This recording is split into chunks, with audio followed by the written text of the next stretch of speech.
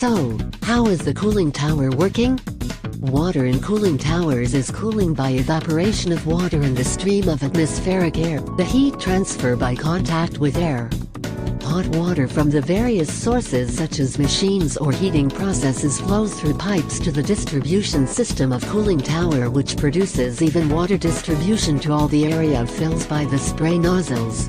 On the fills, the water film is formed from the surface of which evaporation of the water and encounter airflow. Then larger the surface area of the fills, the more intensive is the evaporation of water, and the more efficient is cooling tower. Evaporation is accompanied by expenditure of energy required to convert liquid to vapor. Humidity of the air is increasing when water evaporating. With the help of the fan is fed a steady airflow with low humidity. The air passes through the fills, saturated with water vapor. The water cooling efficiency of the fan cooling towers may be controlled by varying the supply air fans, changing of fan speed. A theoretically ideal loss on work to convert the water to steam. The limit of the cooling water in the cooling tower is the temperature of the outside air, wet bulb temperature. In practice, the limit of cooling is the temperature of the humid thermometer of +3 degrees Celsius. Operating a cooling tower emits air saturated with water vapor and containing water droplets with size of 100-500 micron. To prevent entrainment of water droplets above the water distribution system is installed a drift eliminator. Cooling water moves down and flows into a catchment tank, and then the pump is supplied to the technology.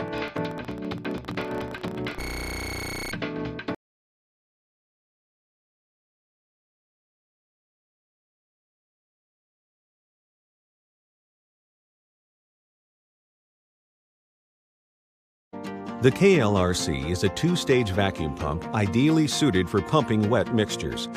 Design features include discharge and suction connections, replaceable end plates, mechanical shaft seals for high-integrity sealing and low shaft friction, double-row ball bearings to handle increased belt load, impellers designed with a 360-degree reinforcing ring for greater strength, and center-anchored tie rods that allow easy service access to either end of the pump without total disassembly.